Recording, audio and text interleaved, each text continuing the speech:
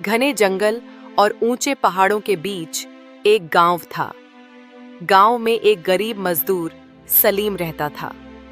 सलीम ईमानदार और मेहनती था, लेकिन गांव का सेठ काशिफ हमेशा उससे जबरदस्ती काम करवाता, मजदूरी कम देता और कभी-कभी मार भी देता था। सलीम की पत्नी जीनत बीमार थी और बच्चे भूखे रहते थे, लेकिन सेठ को उसकी कोई परवाह नहीं थी। एक दिन सेठ ने सलीम से कहा, कल सुबह सूरज निकलने से पहले मेरे खेत साफ कर देना, वरना घर से निकाल दूंगा। निराश सलीम रात को गांव के किनारे बैठा सोच रहा था कि जिंदगी कैसे बदले। अचानक एक बूढ़ी औरत उसके पास आई, कपड़ों में मिट्टी, हाथ में लकड़ी का डंडा। उसकी आंखों में अजीब सी चमक थी, जैसे वो इंसान न हो। वह बोली, अगर हिम्मत है तो पहाड़ के पार जंगल में जा, वहां एक खजाना है, लेकिन वो खजाना एक चुड़ैल का है। अगर तुम उसका दिल जीत लो तो वह तुम्हें सब कुछ दे देगी। सलीम ने खतरा उठाने का फैसला किया, लेकिन औरत जाते जाते यह भी बोली, याद रखना, खजाने के साथ एक राज भी बंधा है। अगर तुमने वो राज तोड़ दिया तो सब खत्म हो जाएगा। पहाड़ चढ़ते चढ़ते सलीम की सांस फूल गई। जंगल के अंदर एक पुराना ढांचा था और बीच में एक पत्थरों का कमरा, जहां जमीन के बीच एक बड़ा सा लकड़ी का संदूक रखा था। संदूक के पास एक लंबी कद की औरत खड़ी थी, बाल बिखरे हुए, आंखें लाल और चेहरा डरावना। चुड़ैल ने कहा, ये खजाना मेरा है, लेकिन तुम्हारे जैसे कमजोर इंसान को तभी मिलेगा जब तुम मेरे एक वादे पर अमल करोगे। सलीम ने हिम्मत करके पूछा, कौन सा वादा? चुड़ैल बोली, जिसने तुम पर जुल्म किया है उसे यहाँ लाओ, मैं तुम्हें खजाना दे दूंगी और उसका बदला भी ले लूंगी। सलीम और सेठ खजाने की तलाश में जंगल के अंदर जा रहे थे।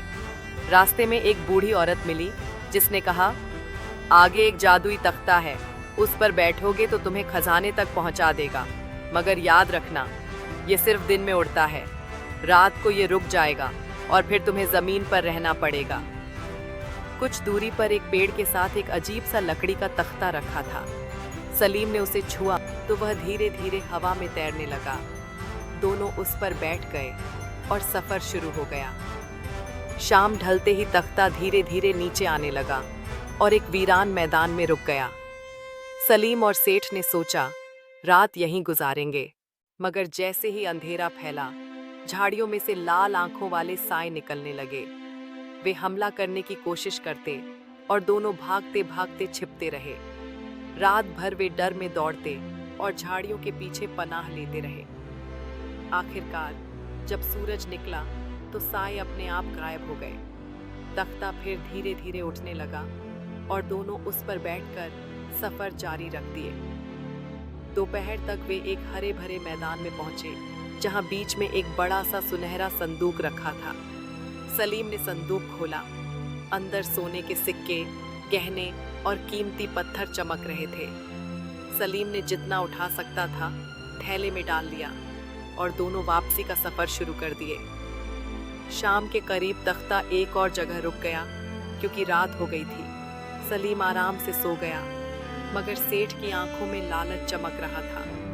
उसने संदूक फिर से खोला ताकि और खजाना निकाल सके। अचानक संदूक के अंदर अंधेरा फैल गया और एक ही पल में चुड़ैल खुद बाहर निकल आई।